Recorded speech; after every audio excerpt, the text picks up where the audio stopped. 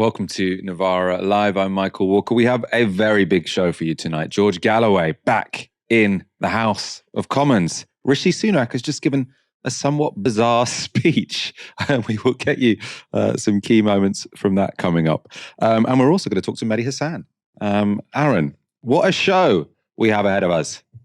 We have a great show, Michael, and I wouldn't rather do it with anybody else than at MJS Walker, Michael JS Walker. My apologies. I slept Michael JS Walker. 0 hours. You slept 0 hours. You were doing all-night election coverage, weren't you, Aaron? It was very fun, but it means I'm on top of the facts for our audience this evening. Yeah, even if your brain isn't necessarily running at full speed, the amount of information you have absorbed over the past 24 hours should make up for that. George Galloway has achieved a stomping victory in the Rochdale by-election, winning 40% of the vote. Keir Starmer, this is for Gaza. You have paid and you will pay a high price for the role that you have played in enabling, encouraging, and covering for the catastrophe presently going on in occupied Palestine in the Gaza Strip. Keir Starmer and Rishi Sunak are two cheeks of the same backside, and they both got well and truly spanked tonight here in Rochdale. There were some serious points being made there, of course, but I couldn't get out of my head that it looked like he was speaking at Willy Wonkaland in Glasgow. Galloway is no stranger to taking on the main parties and winning. In 2005, he stood against the Blairite Labour MP Una King in Bethnal Green and won. And in 2012, he won a by-election in Bradford West. Galloway has long been a vocal opponent of Britain's imperialist foreign policy in the Middle East. And Tony Blair kicked him out of the Labour Party in 2003 for encouraging British soldiers to refuse to fight in the Iraq War. All the seats that Galloway has won since then have had large Muslim populations. And Galloway has been clear that in this return to Parliament, he will again be focusing on British foreign policy. You spoke once about bumping into Tony Blair in the toilets of Parliament and saying something to his face. If that happens with Keir Starmer, what would you say to him? It was actually outside the toilet, outside in the library corridor to be precise, and 2 weeks before the Iraq War. And everything I warned him about came to pass. Tony Blair didn't take my advice, and Keir Starmer wouldn't either. But if I do bump into him, I'll definitely give him a piece of my mind. What would you say? I'd say that the course of action you have embarked upon in your, to quote him, unqualified support for Israel, without qualification, he said, is going to lead your party to disaster. Your abandonment of traditional Labour values, your embrace of neoliberal economics and imperialist politics abroad is going to be the death of your party, and it richly deserves it. So this is another big win for George Galloway. But should Labour really be worried? After all, this was previously a safe seat, but they didn't put up anyone, right? So there was a Labour candidate, but then after the nominations period had closed, they suspended him. You'll know the Labour candidate was supposed to be Azhar Ali, and he was suspended after a recording came to light where he suggested Israel intentionally allowed the October the 7th attacks to happen. On Radio 4, Labour's Ellie Reeves apologised to the people of Rochdale.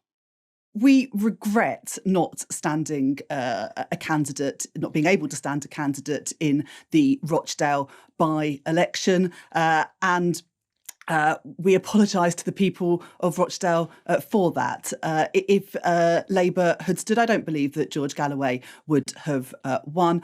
Our job now is to select a Labour candidate for the general election that we're expecting this year, someone who can work with all of the communities in Rochdale to rebuild trust. Azhar Ali's name was still on the ballot paper against Labour because your decision came too late.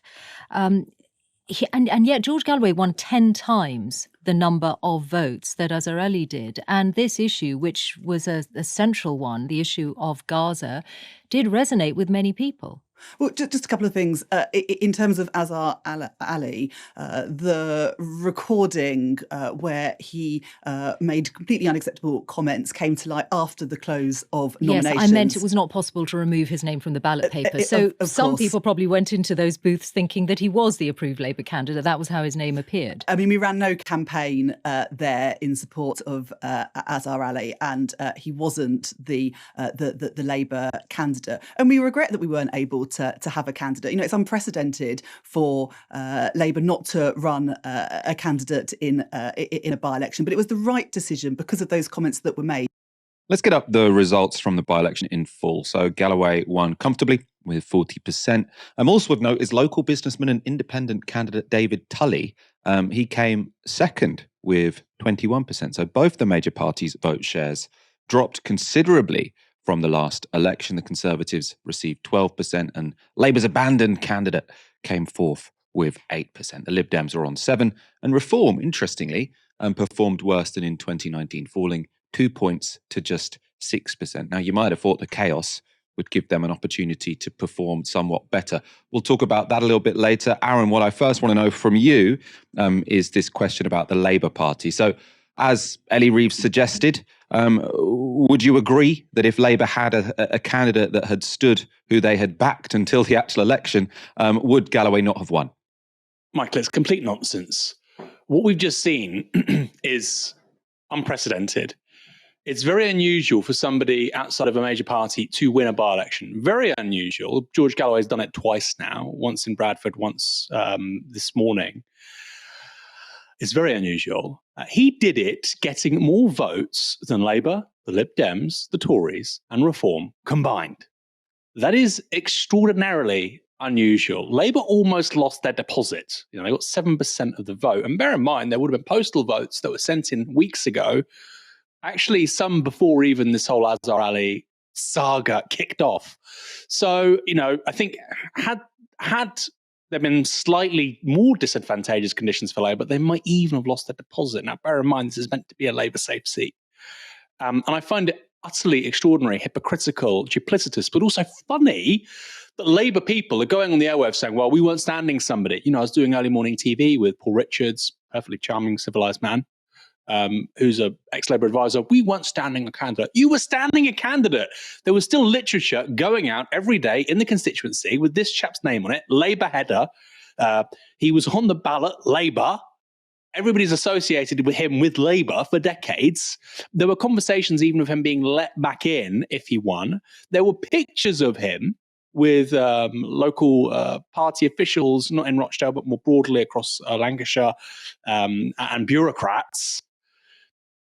We're not idiots, and this is the problem with both major parties. They think everyone are idiots, and the media also think everyone are idiots. And we've seen this repeatedly with Brexit, with Corbyn.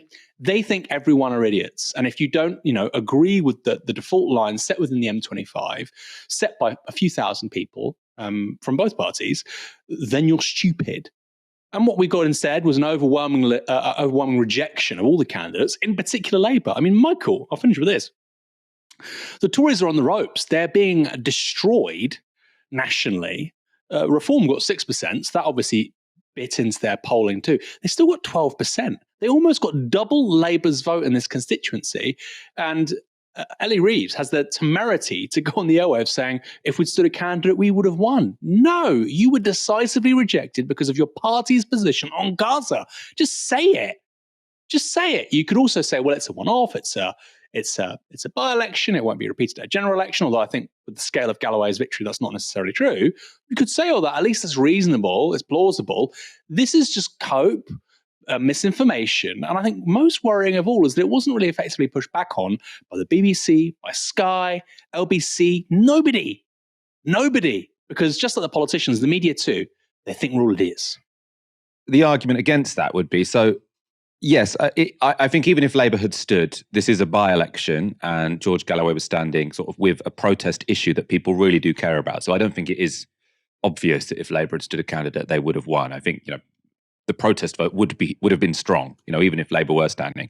But you might say, and I don't think it's unreasonable to say, Labour nationally are on 46% in the polls. The Conservatives are on 20%. So it would be surprising, say, if the Labour Party were to start panicking about losing a by-election where they didn't even back the candidate. Right, there was no one campaigning for him. You said sort of literature was going through people's doors. I think it was, you get to send out one bit of post, don't you, to sort of every address. And they said, they'd done that before the suspension happened. So it wasn't, people weren't sort of thinking, oh, we need to go out and vote for Labour here, because Labour weren't telling them to do that. So if you sort of compare the situation nationally and the sort of unique situation locally here, do you think you're maybe getting a bit sort of over the top, I suppose, when it comes to the problems this might pose for the Labour Party? No, I'm not saying this is typical of anything. I'm not saying this will be repeated across the country. It is in itself an extraordinary result, Michael, and I think that has to be underscored repeatedly. George Galloway won more votes than all the major parties put together. I can't recall any by-election ever like that. Maybe there was something, immediately following the Second World War, but I cannot think of an example that is unprecedented. George Galloway, Michael, here's a stat for you. George Galloway has now represented 4 different parliamentary constituencies. One other MP has done that. Who is it? Enoch Powell? Winston Churchill. Winston Churchill. So now Galloway can call himself a Churchillian political figure with a smidgen of legitimacy. So it is an extraordinary result. 2 things quickly. No, it shouldn't worry Labour at the moment, right? Maybe it will after local elections, maybe it'll be repeated. Because let's say worst case scenario, Gaza allows a dozen, which by the way is highly unlikely, a dozen independents to win seats at a general election. A dozen. Well, like you say, the Tories are presently polling between 20 and sort of, let's say, 27, and Labour are on course for a majority of maybe 100. So Labour have many things going right for them. SNP not doing so well, or they're clawing back with the SNP. Lib Dems kind of underwhelming, right? The Tories in free fall, and they have one thing going badly, which is Gaza, and it's dividing a part of their base. It's fair to say Gaza is a huge problem for them, but fortunately for Labour, everything else is going pretty well. And finally, it is a problem for Labour, but it's also not a problem that the Tories can exploit, which is a problem for the Tories as well. It's not that the Tories have some distinctive message on Gaza that they can profit from. And in contrast, 2005, which by the way saw the Liberal Democrats win Rochdale on an anti-war vote. So the idea that this is all new, it's all Muslims. No, something similar happened 19 years ago. The Lib Dems can't profit from that either, because of course they've still really just collapsed since 2010. They were previously an alliance of, Tory swing voters and urban areas who were more progressive, BAME, LGBT, student places. That coalition's gone, possibly forever. They really are just sort of looking now at the South and the Southwest, defected Tories, it seems to me. That seems to be the evidence of the last 18 months. We said just before we went live, the Prime Minister made a speech outside Number 10. It was a very unusual speech, I have to say, and he did make reference to George Galloway. So here's what he said. In recent weeks and months, we have seen a shocking increase in extremist disruption and criminality. What started as protests on our streets has descended into intimidation, threats, and planned acts of violence.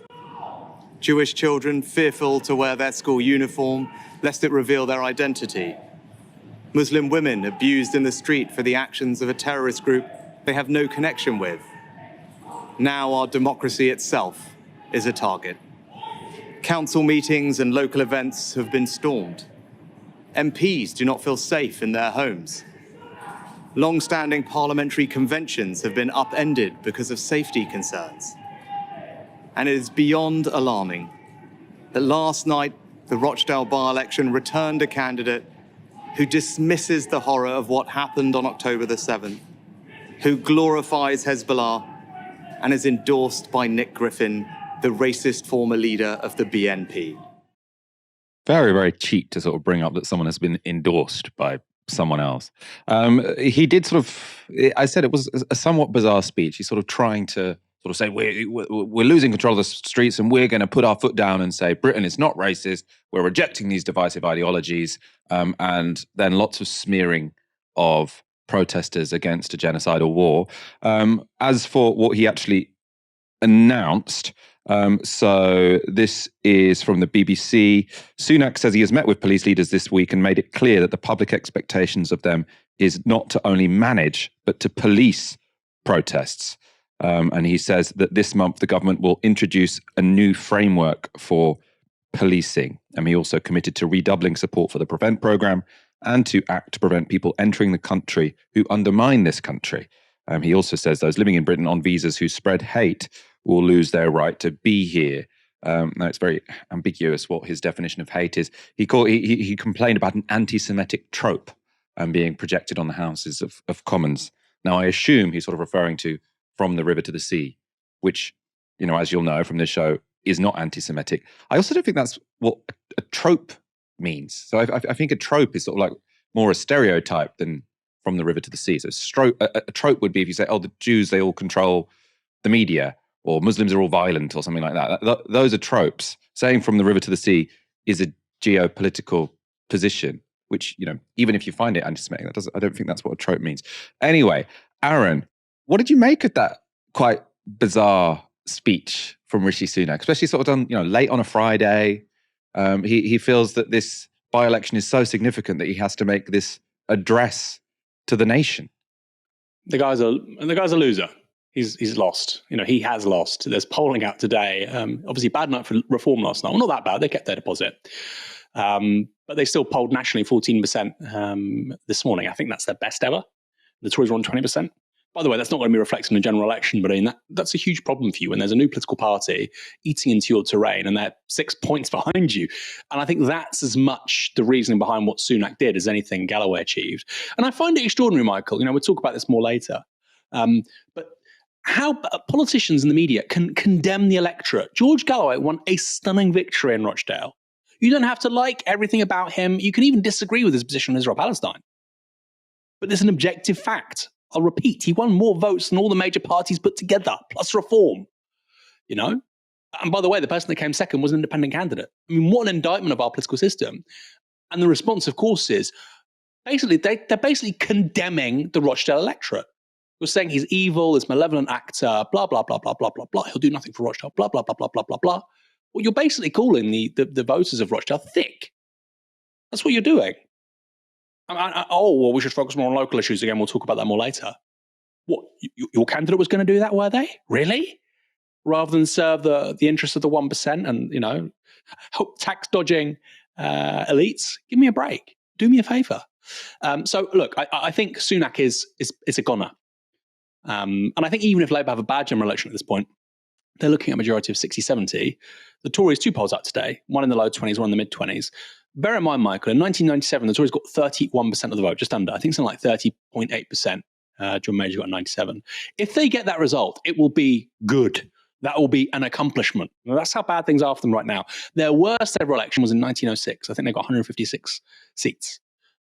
Right now, they're going to do worse than that. So, you know, the media in 2019, 2020, they love to say Jeremy Corbyn, Labour's worst election since 1935. By percentage, it wasn't, but whatever. Okay, Rishi Sunak, the Tories' worst election result ever. Of course, it's not framed so badly because, of course, it's not the left. But he has to really try everything now. He's grasping at straws. But look, you can talk about the protests, and it's good he mentioned Muslim women being abused in the street. That's very good. It's important that he said that. I mean, because, you know, people like Reform and other actors on the right wouldn't do that. But this idea that you couch all of the stuff, including protests, alongside electoral results, I just find mind-boggling. Because, Michael, it boils down to this. They're telling people, look, if you care about Israel Gaza, you shouldn't be protesting. It's not legitimate to protest about it. That's basically the undertones here, right? Don't protest. Well, if you don't want them to protest and you don't want them to vote about it at the ballot box, what do you want them to do?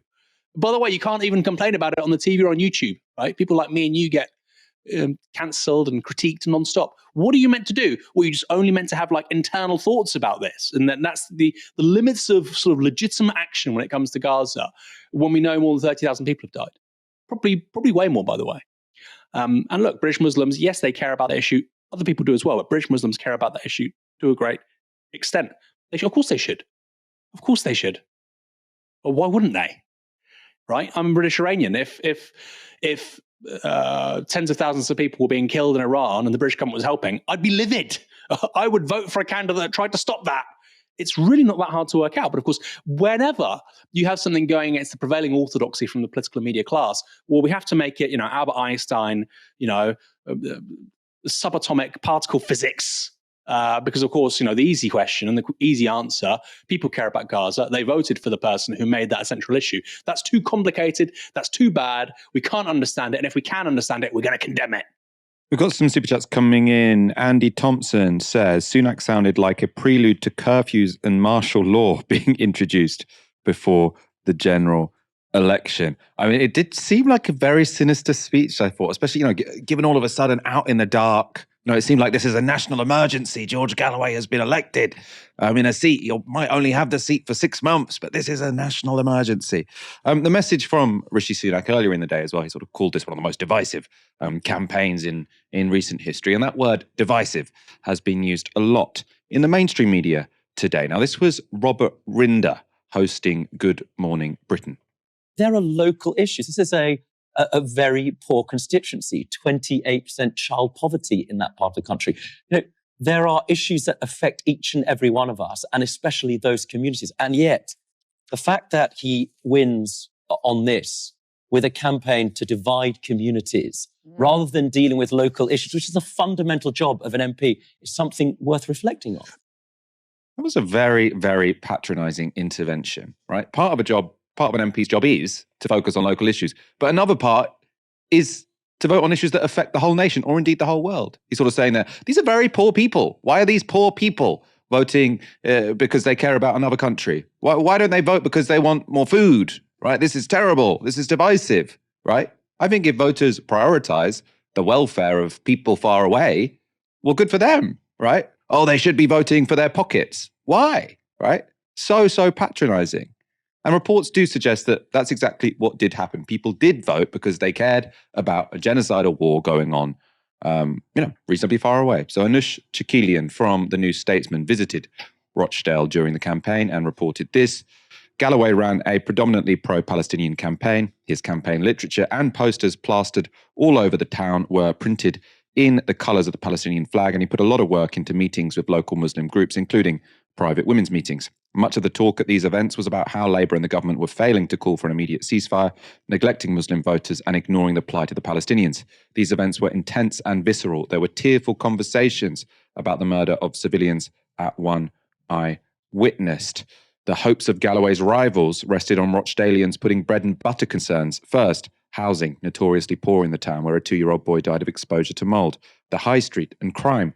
But from what I saw, Gaza was a motivating issue for a significant and engaged part of the electorate. The constituency has a 30% Muslim population, but white British voters also mentioned it to me sympathetically. It had become the story of the campaign. Aaron, you sort of covered some of this in your previous answer, but I do think that clip in particular was so patronizing. This very wealthy guy on the television, TV host, Judge Rinder. I'm not sure. I don't actually know how his character works, if he's an actual judge or how it works. But anyway, he's known as Judge Rinder, a bit like Judge Judy, I suppose. And he's saying, this is a poor place. Why the hell are they voting? Because they care about foreign policy. That must be divisive. They must have been tricked, I suppose. Divisive. Isn't it divisive that this candidate got more votes than all the candidates from the major parties put together? So divisive. Actually, if you think about the word you would use, it's unifying. Okay? And by the way, on a large turnout, on almost just under 40%, which for a by-election is pretty good. Rochdale doesn't have a high turnout in general elections. So for Rochdale in a by-election, it's very good. Substantially higher than people were expecting. So he got basically 40% on 40%, which is really good in a by-election. And the person who came second was this gentleman who was a local independent. So it's divisive. And by the way, you saw that word repeatedly, as you said, all morning. And it's almost like people had their takes ready and they were prepared for Galloway winning by 500 votes, 1,000 votes. That's what, and they would have said, here's the thing, Michael, they would have said precisely the same thing. Makes you think.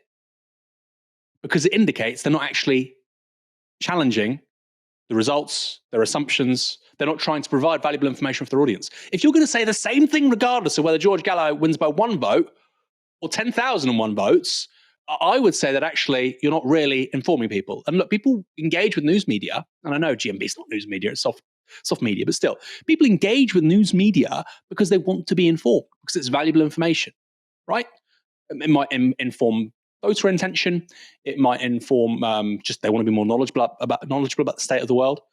If you want to be low information, if you want to be uninformed, watch big P politics news media. Be uninformed, because what you have is a cavalcade of people like a conveyor belt saying, this was divisive. Automatons, like Ellie Reeves earlier on. This was divisive. George Galloway is a bad man. The bad man won. I condemn him. I feel so sorry for the voters of Rochdale. How condescending. I feel so sorry for them. What? If the Tory or Labour candidate won, what, the streets were going to be paved with gold all of a sudden? They're not stupid. They are not stupid. The electorate is incredibly sophisticated. They are not stupid. They know that, broadly speaking, locally, nothing will change. By the way, it's only a by-election. This will be probably contested again within 6 months. Nothing will change. But on this one issue, I can actually have real agency, and that's if I vote for George Galloway. And that's what happened. It's really not that complicated. But if you're Rob Rinder, of course, to deny that fact, to evade it, you have to sort of pretend, well, if they voted for a Labour candidate, if they voted for a Liberal Democrat, then maybe, we'd have Sure Start come back, a housing boom, presumably you'd have a climate transition, universal basic income, 4-day week. What else?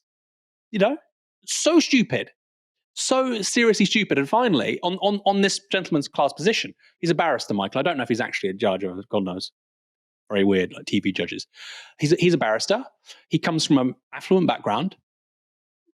Just shut up. Like this contempt towards the electorate outside London is still happening. We thought it was over. It's still happening. And if you don't vote the way they want you to vote, they will castigate you. They'll call you a racist. They'll call you stupid. They'll say you were deceived. Anything but the fact, which is actually these people made an informed decision. Lots of people tuning in to tonight's show. Thank you for joining us. If you're new to our show, we do this every weeknight from 6 p.m, so do make sure to come back. And of course, as you know, this is all only possible because of our support from you, our audience. A massive thanks to everyone who donates to us each and every month. If you want to support truthful, independent media, then head to novaramedia.com/support and set up a monthly donation. The link is in the description to this video. The newly elected MP for Rochdale, George Galloway, is routinely described as both effective and divisive in equal measure. But who is he really? Well, as for the basics, Galloway was born in 1954 in Dundee. In 1981, he became the youngest ever chair of Scottish Labour, and in 1983, he became General Secretary of the international anti-poverty charity War on Want.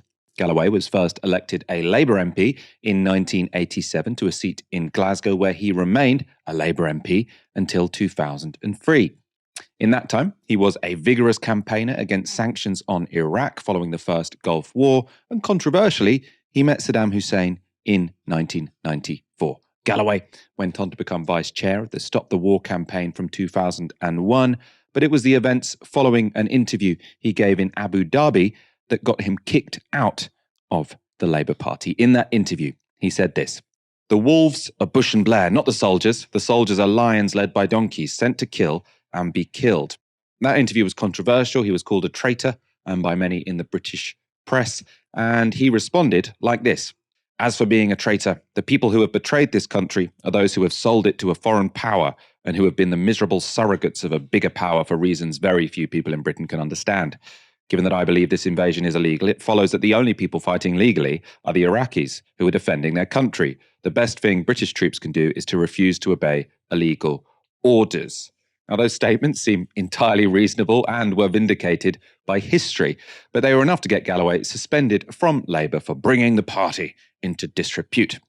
That, however, did not stop him being an effective opponent of the Iraq War, and even his political foes admit he did so with unmatched eloquence, including in a 2005 hearing in the US Senate. Galloway here was defending himself against allegations that he profited from the Iraqi oil for food program. "I've met Saddam Hussein exactly the same number of times as Donald Rumsfeld met him. The difference is Donald Rumsfeld met him to sell him guns and to give him maps, the better to target those guns. I met him to try and bring about an end to sanctions, suffering, and war, and on the second of the two occasions, I met him to try and persuade him to allow Dr. Hans Blix and the United Nations weapons inspectors back into the country. And this was to be a... I gave my heart and soul to stop you committing the disaster that you did commit in invading Iraq. And I told the world that your case for the war was a pack of lies. Galloway's rhetorical flair was also used later that year against the essayist Christopher Hitchens. This war in which he glories, although how I wish he'd put on a tin hat and pick up a gun and go and fight himself. How I wish to see that sight. This war in which he glories has cost the lives, according to those well-known Saddamist fronts, the Lancet and Johns Hopkins University, well in excess of 100,000 people's lives, and hundreds of thousands more have been maimed and wounded. And it was all for a pack of lies. There were no weapons of mass destruction. There was no link between Iraq and Al-Qaeda. There was no link between Iraq and the atrocities on the 9th of September, on the 9/11 here in the United States. There was no welcome for the foreign armies that invaded Iraq. Hitchens said they would be greeted by flowers, but there are 2,000 young American boys lying in the ground now, testimony to the fact that they were welcomed by something else, and thousands more wounded, maimed, many of them in wheelchairs for the rest of their lives, testament to the folly of Hitchens and Bush and Cheney and the rest of the neocon gang that dragged your country into this disaster. So Galloway's career as an orator wasn't damaged by being kicked out of Labour, and neither was his career as an MP to some degree. In 2005, he caused a huge upset by defeating the Blairite Una King in Bethnal Green and Bow. In that election, he stood for the newly formed Respect Party. And one of his first interviews on election night was with Jeremy Paxman. Mr. Galloway, are you proud of having got rid of one of the very few black women in Parliament? What a preposterous question. I know it's very late in the night, but wouldn't you be better by starting by congratulating me for one of the most sensational election results in modern history? Are you proud of having got rid of one of the very few black women in Parliament? I'm not, Jeremy, move on to your next question. Well, you're not answering that one. No, because I don't believe that people get elected because of the colour of their skin. I believe people get elected because of their record and because of their policies. So move on to your next question. Are you because proud? I've got a lot of people who want to speak to me. If you ask that question again, I'm going. I warn you now. Don't try and threaten me, Mr. Galloway, please. You're the one who's trying to badger me. I'm not trying to badger you. I'm merely asking you whether you're proud of having driven out of Parliament one of the very few black women there, a woman you accused of having on her conscience the deaths of 100,000 people. Oh, well, there's no doubt about that one.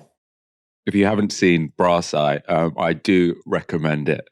There is nothing more Chris Morris than when Jeremy Paxman said, "Are you threatening me, Mr. Galloway?" I mean, he's speaking to you by video call, so I mean, he can't really be threatening you like, "You want to fight?" Anyway, Galloway contested the 2010 general election in the neighbouring constituency of Poplar and Limehouse, but he was unsuccessful there. But in 2012, he returned to Parliament after winning a by-election in Bradford West. He lost that seat 3 years later after a very personal campaign against Labour's candidate, Naz Shah. When a circus comes into town, it makes a lot of noise and it gets everybody's attention. He's doing that now, though, isn't he? Well, no, because if you see the Respect bus now, it goes round. Yesterday, it went past my office with 2 people on board. Madrasa, you learning the Quran? Alhamdulillah. It's not clear how things got so personal between Naz Shah and George Galloway, but it first came to a head at this hustings. We have an absentee MP, and for me, the role of the MP in Bradford West is about being our voice in Parliament. But he's never there, as he's too busy earning loads elsewhere. You claimed, and gullible journalists believed you, that you were subject to a forced marriage at the age of 15. But you were not 15. You were 16 and a half. I have your record. I have your record. Only... What's my record got to do with Bradford West? It didn't take long for the marriage certificate incident to spread on the internet, both sides accusing each other of lying. Police have confirmed they're investigating alleged smears on and offline. I need to interrupt this profile with a correction. I said brass eye. It's the day today. Noel Doyle, thank you so much for correcting me. I would have hated for you to have looked up brass eye and said, this is nothing like Jeremy Paxman interviewing George Galloway after the 2005 election. That personal campaign in Bradford West in 2015 wasn't effective for Galloway. He lost and only scored 21% of the vote. Naz Shah got 50%. So obviously the constituents there were more with her than him. And Galloway's electoral history is far from spotless. But with 3 election wins against Labour under his belt, it's not something to be dismissed. But does he deserve the support he periodically manages to command? Well, his critique of Labour's current policy in the Gaza war is valid, just as he was right about the Iraq war. But critics would argue that when it comes to human rights, George Galloway is far from consistent. Galloway worked for Russia Today until sanctions shut it down, and his commentary on the war in Ukraine has been fairly helpful for the Kremlin. In March 2022, he tweeted this: "It is now clear that the US is about to stage a false flag weapons of mass destruction incident in Ukraine. Fasten your seatbelts. #Russian Army." And false flags were a theme in this April broadcast of his talk show.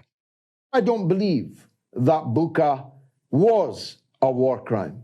I believe it belongs in the long line of false flag operations used to trigger war from the Gulf of Tonkin in Vietnam in the 1960s, now absolutely revealed to have been a false flag operation, to the attack on the American warship, the Vincennes, in the Mediterranean, to the false flag of weapons of mass destruction in Iraq, to the false flag of the Gaddafi forces being given Viagra and sent out to rape people in eastern Libya. I've heard too many of these to believe them without evidence.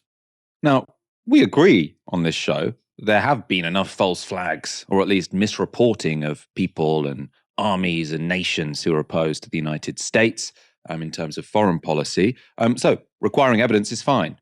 But Galloway said something there which also required evidence. He says he thinks this is a false flag. Now, the Bucha massacre, I mean, there is a lot of evidence that it actually happened, right? As we reported at the time. The evidence that it's a false flag is very weak. And if you're looking for an ulterior motive as to why he might be siding with the people who say it's a false flag, is because he was employed for a very long time by the Russian state, right? So he's not someone I would trust for neutral opinions on the war in Ukraine. And he was definitely putting forward a view there that Vladimir Putin would be very pleased with. Galloway is also controversial for these comments about the rape allegations against Julian Assange. Even taken at its worst, if the allegations made by these 2 women were true, 100% true, and even if a camera in the room captured them, they don't constitute rape. At least not rape as anyone with any sense can possibly recognize it. And somebody has to say this. Let's take woman A. Woman A met Julian Assange, invited him back to her flat, gave him dinner, went to bed with him, had consensual sex with him, claims that she woke up to him having sex with her again, something which can happen, you know. I mean, not everybody needs to be asked prior to each insertion. Some people believe that when you go to bed with somebody, take off your clothes and have sex with them and then fall asleep. You're already in the sex game with them. Those comments were severely criticised by anti-rape campaigners, and they led to the resignation of then leader of the Respect Party, Salma Yaqub. She said this at the time: "I've always admired George's anti-imperialist stances, and I don't regret for a second standing side by side on those issues. But for me, to have to make a choice between that and standing up for the rights of women was a false choice. I thought it was blurring of something that didn't need to be blurred. It's not that complicated. You can hold two ideas at the same time."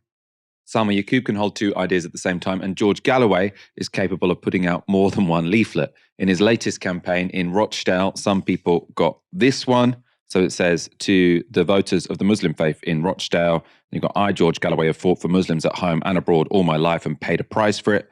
If Labour lose this by-election, Sir Keir Starmer could well be forced out as Labour leader. Sir Keir Starmer, a top supporter of Israel, out." And then he says, "With your support, I mean, if God wills it, I will give the 200 remaining days of this parliament to the service of all the people in Rochdale as your MP." So very much focused on Gaza there. Another letter he sent out: "First and foremost, I believe in Britain. That's why I fought for Brexit and why I fought against Scottish independence. I believe in family. I am a father of 6 children, 5 of them still at school, and I don't like some of the things they are teaching our children. I believe in men and women. God created everything in pairs. Unlike the mainstream parties, I have no difficulty in defining what a woman is." He goes on to say, "A man cannot become a woman just by declaring as such." And he says, "I believe in law and order. There will be no grooming gangs on my watch, even if I have to arrest them." And then he ends, then talks about the local economy, fair enough. And then he ends by saying, "Make Rochdale great again." One leaflet there very much speaking to, I suppose you could call them anti-woke talking points. Aaron, given a little profile there of George Galloway, undeniably a great orator. He's had undeniably some correct positions when it comes to foreign policy, also some ones which are more dubious and where it's quite easy, I think, to sort of impute cynical motives towards him. This sort of social conservatism that he sort of seems to have had fairly consistently, actually, throughout his career. How would you judge the guy? Well, I think that's the first point, that on foreign policy, on anti-imperialism, on Palestine, etc., that stuff, that's documented back to the 80s. And on the social conservatism stuff, you're right as well. You can disagree with it, but the idea of a grifter is somebody who says things they don't believe. So these are two things that he fundamentally believes. That's somewhat distinct to the Assange and Naz Shah stuff, because for me, it's quite extraordinary, really, to watch somebody with Hitchens speaking to US legislators who is in a class of their own when it comes to rhetoric, but then in a by-election disputing whether somebody was 15 or 16 and a half when they got married. I mean, legally that matters, but it just, there's a grating there, and it sort of shows, I think, what could have been. He is a tremendously talented orator.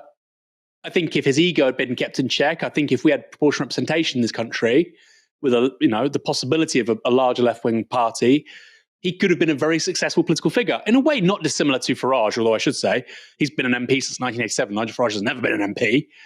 Who gets more attention in the media? Reform. They've had all this coverage in the media, all these millions of pounds spent. They've never won a parliamentary seat. George Galloway just did it. So, I think for me, it boils down to this, which is on Iraq, he was 100% correct on the single biggest error of British foreign policy, and I include the Suez Crisis, since the Second World War, easily. And he was almost not a lone voice, because of course there were many dissenters in the Labour Party, including Jeremy Corbyn, Robin Cook. But I think to be so overtly charismatically against something, he was pretty unique. I think that brought him lots of goodwill, and I think that should never be forgotten. It should never be forgotten, and it won't be forgotten. But this other stuff matters too, of course. The Assange comments, the Naz Shah comments, just bizarre in a way. But going to Rochdale, I don't really see much of a problem with quote-unquote micro-targeting. So forget what was in those two leaflets for one moment. Michael, every single party does this, right? Every single party. And all the pundits and the politicians saying otherwise on TV over the last 24 hours, 48 hours, either don't know what they're talking about, and you shouldn't be listening to them because they're not, informed, or they're lying to you. We saw in 2019, for instance, in Harrow, the Conservative Party micro-targeted British Indians in regards to a foreign policy issue, Labour's purported position on Kashmir. they did that with that particular subgroup of voters. So the idea that, this was invented by George Galloway, it's sectarian, it's divisive. Well, you can think all of those things. I don't. Park that for a moment. But it's not new. And all the parties do it. Every single party will talk about certain wards, certain streets as these are our voters because of X, Y, Z characteristics. Isn't it funny? In 2008, 2012, Barack Obama wins with predictive modeling, with these voter profiles, which were done in a whole new way, which allowed for micro-targeting, digital messages, offline messages, strategic messaging. What are you talking about? Where, when, why? Everybody said, how clever. This has changed politics forever. When the Leave vote did something similar in 2016, because it was the other side, the exact same people who praised Obama were calling it evil. And now, of course, Galloway is doing something similar, although in a far less, technologically sophisticated way.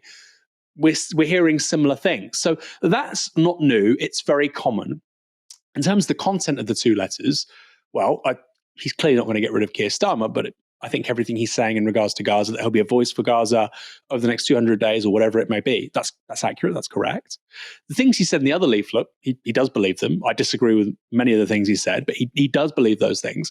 And the truth is, there will be many voters who are allured by, not many voters, there'll be a significant number of voters who agree with both of those leaflets.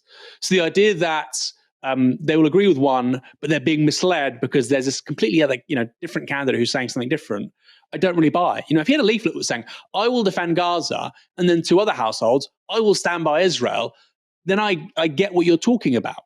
But this is somewhat different. George Galloway has never sold himself as a social liberal.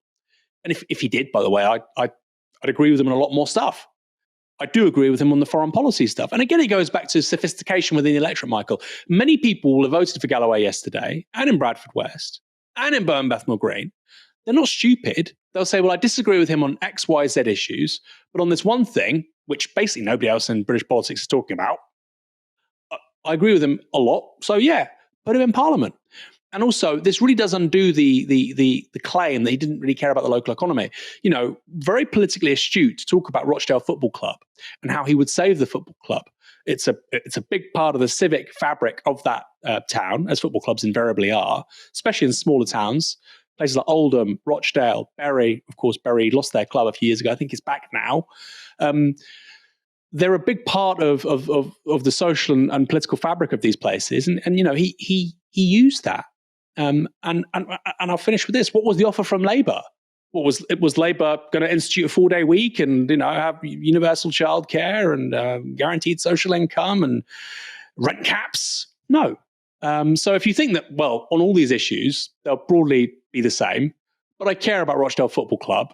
I care about actually Rochdale just being in the national spotlight for a few weeks or months, and I care about Gaza. I'll vote for Galloway. It doesn't mean you agree with absolutely everything he's saying. And an adult knows that you talk to the electorate when you canvass. They will say that. Well, I don't agree with him on everything, but he's quite good, or she's quite good, or I actually agree with her on many things, but on this she's bad, so I'm not going to vote. It's a deal breaker for me. That level of sophistication is out there. It exists. But it's very rarely acknowledged within political coverage in the media. Mehdi Hasan is a US-based journalist and broadcaster who knows how to do a killer interview.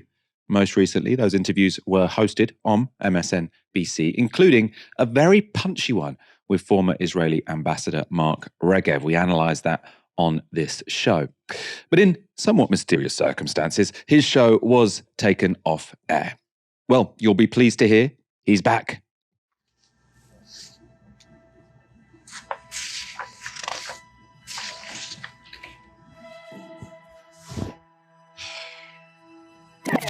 What? You thought I was gone? Oh no, you can't get rid of me that easily. I'm back with a whole new media company, in fact. My own. We're calling it Zeteo, the ancient Greek word that goes back to Socrates and Plato, which means to seek out, to inquire, to get to the truth. And that is the guiding principle behind my new media venture. Zeteo will bring you hard-hitting interviews and unsparing analysis that you won't find elsewhere. Shows, podcasts, op-eds, newsletters. We have it all. And it's not just me. I've been busy a la Nick Fury assembling an Avengers-style team of contributors, the kind of big names from media, activism, and Hollywood that will blow your mind. And joining me now from Washington, D.C. is Mehdi Hasan. Thanks for having me, Michael. Firstly, can you tell us about this new platform? And can you explain the name to me? Where did you get Zeteo from? This comes from ancient Greece. It comes from the time of Plato and Socrates, and it refers to seeking out, inquiring, challenging, looking for the truth. And I thought that would be an appropriate name for a new media organization in an era where the truth is hidden from us. We have a bunch of serial gaslighters and grifters and con men and liars, basically running the show on both sides of the Atlantic. And therefore, I thought the name was rather appropriate for what is a new media company, Michael. We're going to be doing a lot of things. We're going to be doing streaming shows. We're going to be doing podcasts. We're going to be doing video essays, op-eds, newsletters. I've got to do the shameless plug. Folks can sign up at zeteonews.com, Zeteo news.com. And I love saying it on here because in America I have to say Zeteo news.com. So at least I can remember how Z is supposed to be said. But I'm inspired by you guys, actually, and many of you guys in the independent space who have done so well challenging, quote unquote, mainstream media, corporate-owned media, getting other platforms out to voices we need to hear from. And so thank you to you guys at Novara. Well, that's very, very meaningful. Thank you so much for saying that. Obviously, we've been big fans of your interviewing style. We've been, in fact, sort of showing a bunch of your interviews and reacting to them. So I suppose my question for you, are you concerned, and we have the same sort of issues here, where there is, to some degree, a trade-off between freedom to say whatever you want and then access to people with power? Because obviously one of the great roles you've been able to have on MSNBC and on other mainstream platforms is that you can get Mark Regev or other Israeli officials to talk to you. Are you worried that sort of, you know, the people you give tougher interviews to, so the right-wingers or the supporters of autocratic regimes, do you think they're going to be less likely to come on an independent media show than they were when it was mainstream? I wouldn't say I'm worried. I would say I acknowledge the risk and the challenge and the uncertainty. It will be very interesting to see what happens when we do our main launch. Because right now, Michael, just to be clear to your viewers in the UK in particular, we did a soft launch this week. So we kind of launched the site. We're going to be doing newsletters right now for everyone, free and paid. But come April, we're going to roll out actual shows. And most of that stuff will go behind a paywall for the paid subscribers. And you're right, in come April, will we struggle to get guests? I hope to prove everyone wrong, but it's clearly a challenge. But I would say this to you, Michael, the challenge between access and freedom isn't just a kind of independent alternative platform issue. It's also an issue of, even when I was at MSNBC, I was saying what I wanted to say. I was slightly more provocative, I think it's fair to say, than some of the other hosts on cable news. And there was an issue there. Would not just Republicans, would Democrats, would establishment Democrats come on the show and get grilled by me? Because, you know, MSNBC tends not to be a place where establishment Democrats are used to being grilled, I think it's fair to say. And as for right-wingers, none of them would come on MSNBC anyways, because American cable news has become so partisan that people retreat to their, comfort zones. So the challenge has always been there. It's clearly going to be bigger now. I'm going it alone. But by the way, I should be clear, I'm not actually going it alone. I'm launching now on my own. But the whole point of Zeteo and why I didn't call it the Mehdi Hasan network, like the Tucker Carlson network, is because it is a platform for more people than just me. We're going to roll out a list of pretty big name contributors, many of whom your viewers and listeners will know. We're going to be rolling them out in April. So it is me and a team of people contributing. And I hope between us, we'll get some great guests and great people and great contacts. But look, you look at people like, I'm not a fan of his, but Joe Rogan. I'm not a fan of his, but Ben Shapiro. People who have made their names in the independent space, they get sometimes bigger guests than quote unquote corporate media. So I think people will go where the audience is, where the challenge is.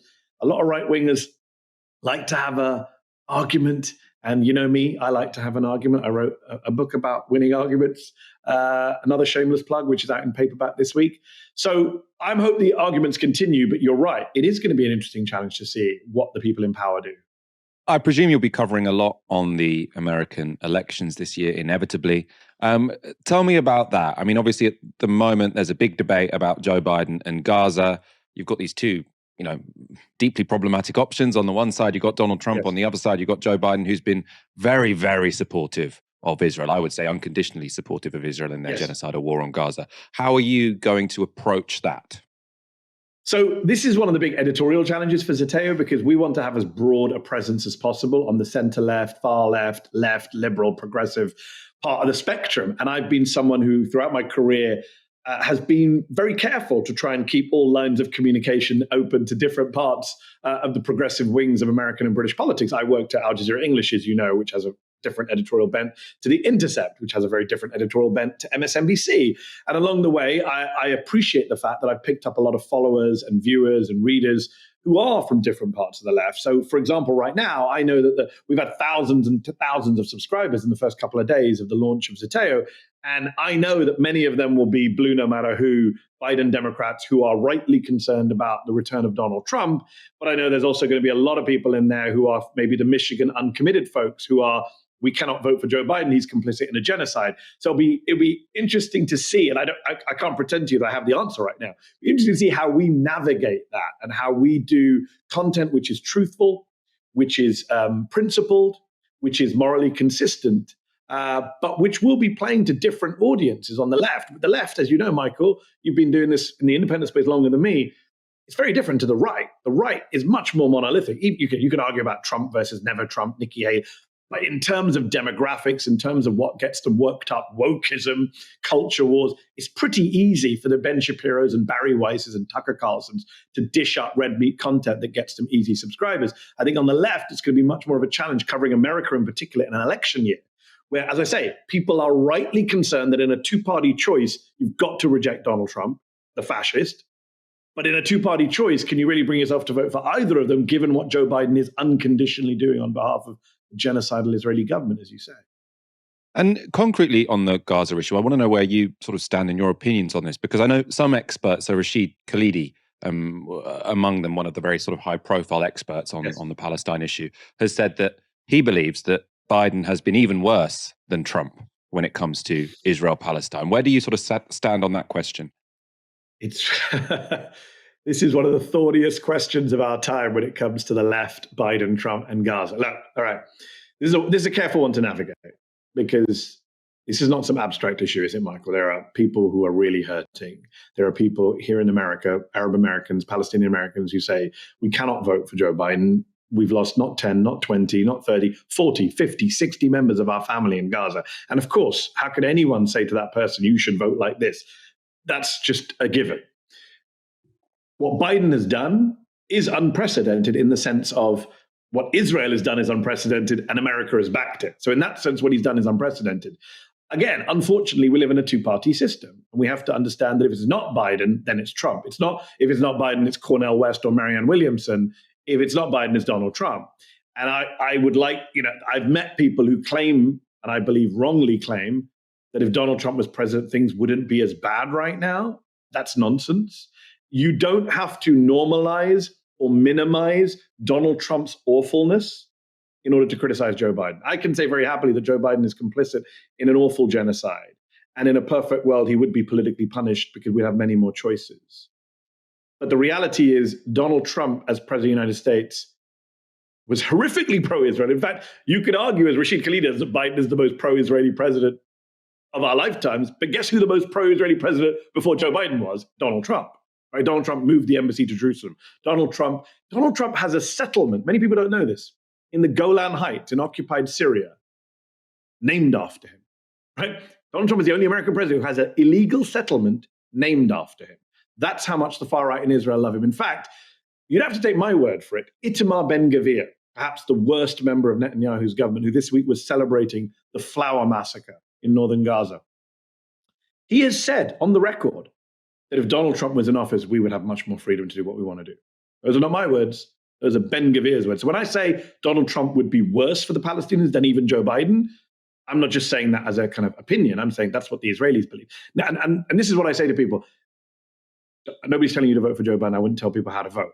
What I would say is bear in mind the fact that Netanyahu and Ben-Gvir are waiting for a Trump presidency. There's no debate about that. So that's an important point to bear in mind. I get it. People are hurting. People are furious at Joe Biden. But the alternative is Donald Trump or Nikki Haley. Let's say Donald Trump falls under a bus tomorrow, has a heart attack, disappears from the planet Earth, pulls out of the race, whatever it is. Nikki Haley is the Republican alternative to Joe Biden. She has said, finish the job. get the people out of Gaza. She has come out for ethnic cleansing, which even Joe Biden, for all his sins on this issue, has not. So it's a really tricky one, Michael, because now if you clip this, people will say, oh, Mehdi Hasan saying Biden's not that bad. Vote. No, I'm saying Biden is awful on Gaza. I'm just saying the fact that he's awful on Gaza doesn't mean that Trump wouldn't be much worse. I want to bring your attention back to the UK, obviously where you cut your teeth. George Galloway has just been elected in the Rochdale by-election, the third time he has campaigned against Labour and won. Of course, he has campaigned against Labour and not won a few times as well. He's principally run this campaign on that issue of Gaza. I wanted to know your thoughts on George Galloway, if you ever sort of came across him in your time as a political journalist in the UK. It's a couple of things. One is my understanding, and obviously I'm not as connected to this issue as you are, but just from following on social media, my understanding is that Galloway did run a very Gaza-focused campaign. But I did see that he was doing that clever thing where he was targeting different constituencies, different groups in different ways, which all politicians do, to be fair, where he's putting out kind of quite right-wing letters about gender wars and gender identity and trust me on this issue and playing to people's kind of reactionary impulses, but he's also putting out letters to Muslim community with Assalamu alaikum and stand for the Muslim Ummah and Gaza. George Galloway is a deeply cynical figure. He has been around on the scene for many, many years. I think he's gotten worse over the years. He's not a big fan of mine. I'm not a big fan of his. I wrote a piece for The Guardian, Michael, years ago when he was running in, was it Bradford West? I can't remember which Bradford constituency. Mm-hmm. And I said, look, British Muslims cannot be a one-issue community, right? We care about foreign policy. We also have to care about domestic policy. Now, that does ring a little bit hollow today when what's happening in Gaza is way more than just a foreign policy issue. It is obviously a plausible genocide, to quote the International Court of Justice, and both British political mainstream parties have done such a bad job on Gaza that, of course, it opens the way for someone like Galloway. And I don't blame anyone in Rochdale who voted for Galloway because they're angry at the main parties. It's totally understandable. Galloway winning is the fault of the main parties for not being able to take a principled, engaged stance on the biggest moral policy issue of our time. I go back years with Galloway. I don't know if I've ever told this story, but many years ago, I was a young researcher at ITV News. I think this was January 2022, I want to say. It was when Guantanamo Bay was opened up, Michael. You were probably in primary school. So 2002. I was 2002. I think you said 2022. 2002, or you were 22. January 2002. That's how old I am. I can't even think of the date. Go back that far. And I was a 23-year-old researcher at Jonathan Dimbleby's show at LWT, the Sunday show, and we had a debate between George Galloway and Andrew Neil on Guantanamo. And I remember booking Galloway, and I was a big fan, young lefty. George Galloway, yeah, let's get him on. He was such a great debater. He is a great debater. And some audience member accused him of taking money from Saddam Hussein. And he went nuts. And then he blamed me and said I'd set him up with the audience member. I'm this young researcher. And he's calling me out on set in front of like my bosses and Jonathan Dimbleby. And then he threatens to sue LW. We get the classic legal letter from Galloway, which I don't think went anywhere at the time. I mean, I didn't get fired. But that's my earliest professional memory of dealing with George Galloway. But, on a serious point, you look at something, a lot of the people on the Palestine issue, Michael, not a lot, okay, a section of the left on the Palestine issue is very strong, eloquently, rhetorically on Palestine, and Galloway is one of them. My problem is I want people to be consistent on human rights, not just on the right, but on the left. And when it came to the Syria conflict, for example, I think Galloway was on the wrong side in terms of supporting what Assad was doing. And don't forget, Assad starved and killed a lot of Palestinians in places like Yarmouk, the refugee camp in Syria. And some of us have longer memories. So we remember that and say, well, hold on, you're now very pro-Palestinian, pro-Arab. What about when Assad was killing tens of thousands of people? Let's talk more generally about UK politics. So you've got your general election coming up in the United States. We've got ours. We don't quite know when it's going to be, but it's supposed to be this year. It could be next January. How do you see that going? I mean, what's your views, for example, on Keir Starmer's leadership of the Labour Party? Keir Starmer, wow.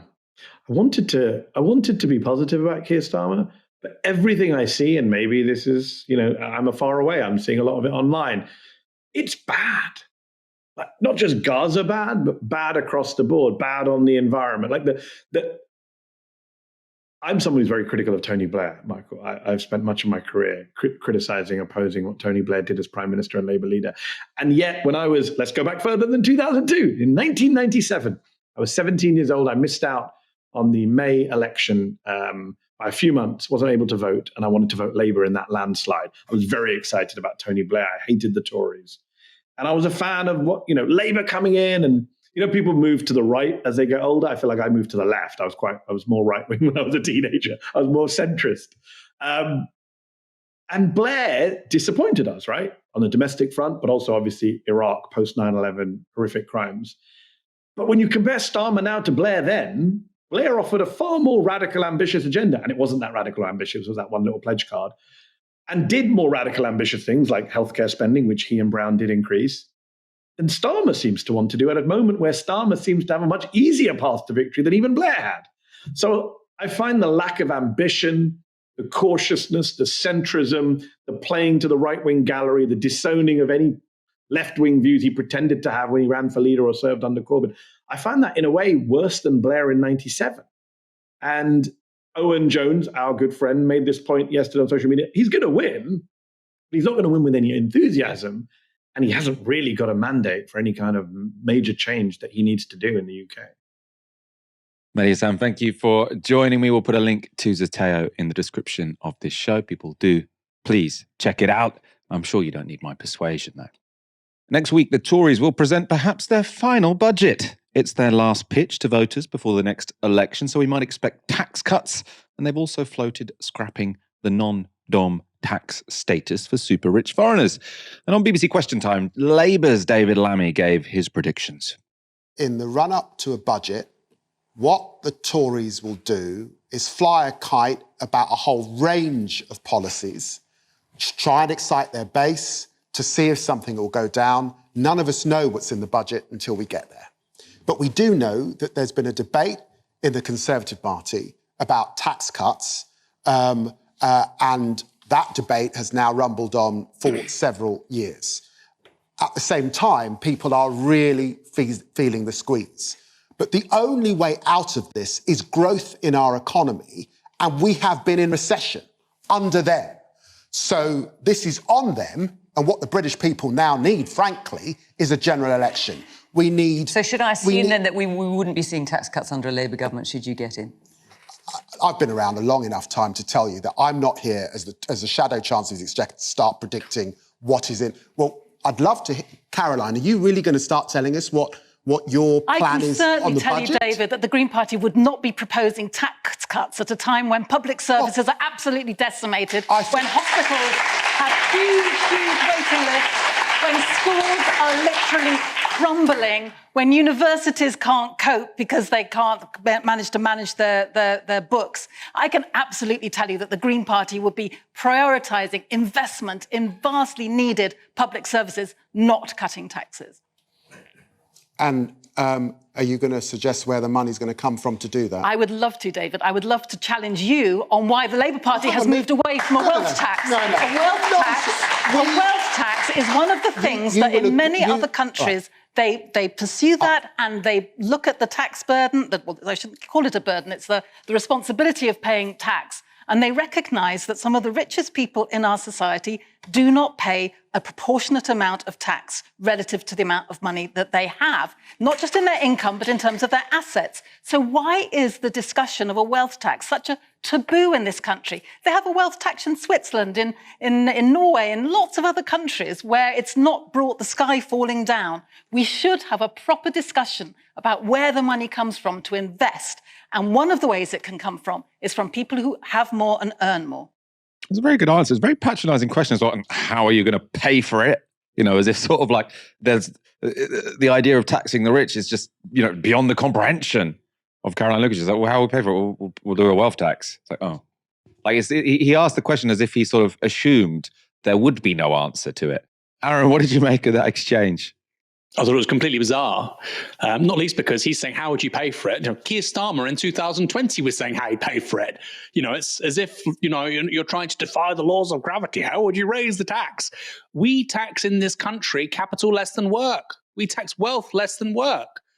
If you buy a house and, 2 years later it's gained £100,000 in value and you sell it, it's probably made, it's definitely made more than the average person would have earned working for those 2 years, and we're going to tax the capital gain on that property less than we're going to tax that person's wealth, than their work, rather. Crazy, right? So the first thing you do, I think, is equalise capital gains and income tax, broadly speaking. I spoke about this, by the way, not so long ago in a TED Talk. And what was interesting for me, Michael, was speaking to very wealthy people. They were like, yeah, it is kind of crazy. It is kind of crazy because, of course, if you're very wealthy and you've got everything you want, and it's not being taxed, and you keep on getting richer and richer, what do you do with the money? Well, you've got nothing else to do. You know, you can only have so many houses, so many yachts, so many nice Brioni suits. You invest it in assets to make you more money. The assets invariably are a form of rent. Could be property. It could be investing in privatized healthcare or whatever. And that generates more and more revenues. You have more money. You invest in more assets. So it's like an Ouroboros, you know, the snake eating its own tail, which is almost a machine for income inequality, regional inequality, political volatility, low innovation, low productivity. So obvious. So what you need to do is, and a small c conservative position on this, Michael, by the way, is just to bump up capital gains by a couple of percent. Doesn't even need to be. I think this is a centre-right position. If you're just saying, well, look, we need to basically improve the public realm in this country, like 20%. We need high-speed rail so people can go to work on time, so that businesses can flourish outside M25. We need to invest clearly in local government because we've cut their budgets by 50% since 2010. How are we going to do that? Well, probably, okay, let's tax capital gains slightly more. That should be the centre-right position.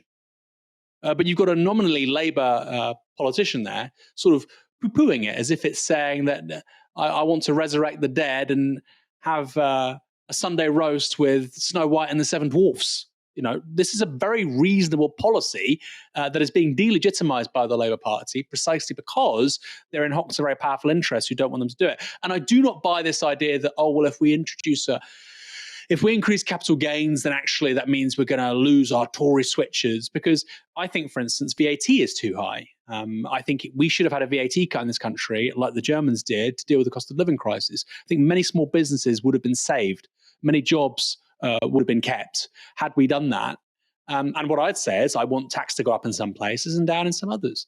I don't think we should be taxing working people through consumption like we do. I do think we should be increasing the taxes on wealth for the very rich. And people then say, well, it's easy to talk about the very rich. Where are they?